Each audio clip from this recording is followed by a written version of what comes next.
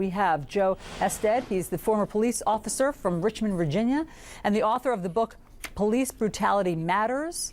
We also have CNN political analyst Tolu Olorunipa, national politics reporter for the Washington Post. Okay, Joe, I want to start with you because you've done this job. You have been a police officer in Richmond. And so I want to just talk about what all the speakers touched on we can all agree on.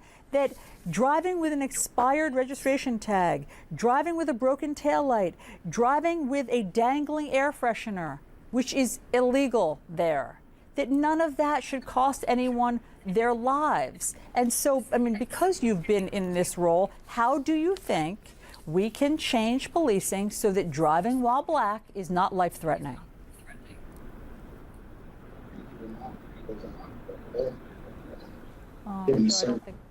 First thing I think about is, can you hear me?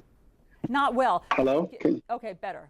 Can you hear me now? Now we can. Okay, first of all, yeah, okay, no problem. I like to first, my heart goes out to all the family members. You can't think, listening to the service, I think about my own children. I have 3 boys and I worry about them being stopped by the police. So I have a vast interest in correcting this issue when it comes down to police brutality. And you asked the question about how do we stop this? We need strong accountability measures. The police department has always been to protect us, police them, and they had a free pass just to do exactly what they wanted to do, including bad policing. It's sad to say that it brought us to this time to where the whole world now has taken note, and we're all talking about how to correct this problem through legislation. I think is the key. Is the key component in fixing police brutality, but not just federal. We also need state legislations as well. So, Tolu, let me bring that to you. We heard from the senator that the George Floyd Justice and Policing Act must be passed. There are negotiations right now, actually being led by Senator Cory Booker. We know that he's working with Senator Tim Scott specifically on the question of qualified immunity, which is protecting police officers from most civil lawsuits for their misconduct. Where does that stand, and the plausibility that there will be something passed?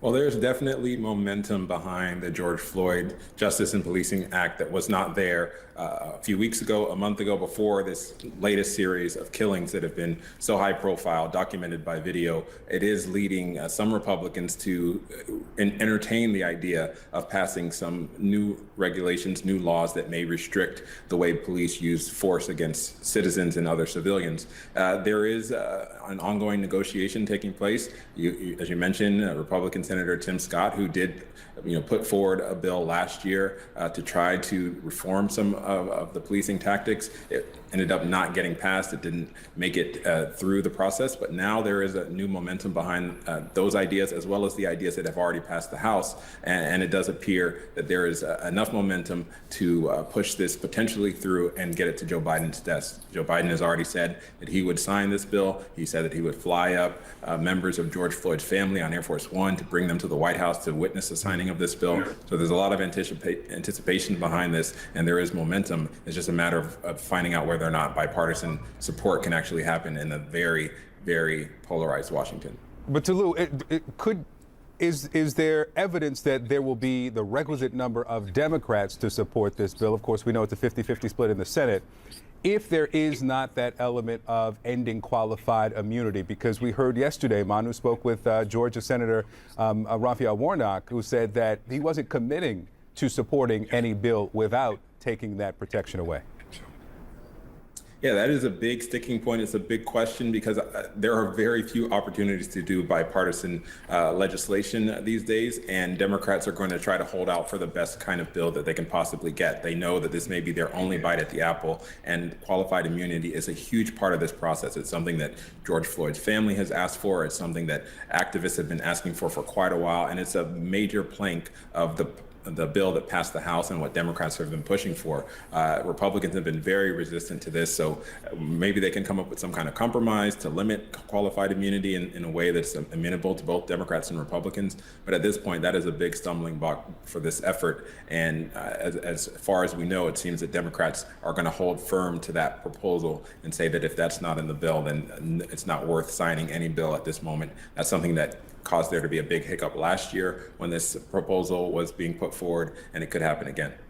Joe, I want to go back to what can happen today, because we know that things get, bogged down in Congress. So today, here's just one example. The mayor of Berkeley, California, and I know that Berkeley is a different community than, Richmond or Columbus or Brooklyn Center, Minneapolis, but the mayor of Berkeley said that he is going to make sure that there are no more armed police pulling people over for minor traffic stops. They're not going to be tasked with that anymore.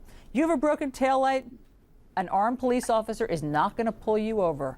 Do you like that idea? As a former police officer, would you be comfortable with communities saying things like that?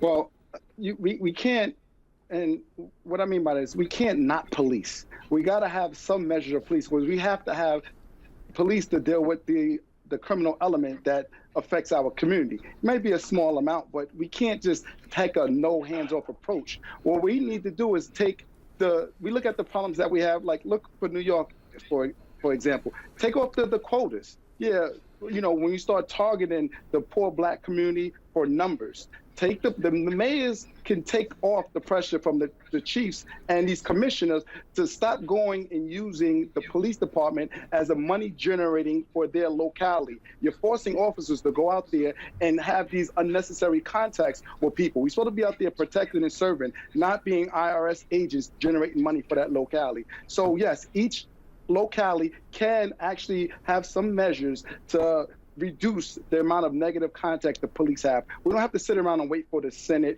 and the Senate to pass this bill. We can take those initial steps. Yeah, the state attorney of Baltimore, Marilyn Mosby, Allison, she decided that her office would no longer prosecute small, low-level crimes like trespassing, like these traffic stops. And over the year that it happened, she said that violent crime dropped 20% across the city. Property crimes down 36%. We'll see if this is something that's considered in Minneapolis or other jurisdictions. Joe Ested, Tolu Olorunipa, thank you both. How many good cops you ever see stop a bad cop from being a bad cop? I've done it many a times. I've done it. You know what I got? You know what I received? Yo, whose side you on? I'd be like, yo, I'm on the right side. The dude's in cuffs. What you hitting for? What is the problem?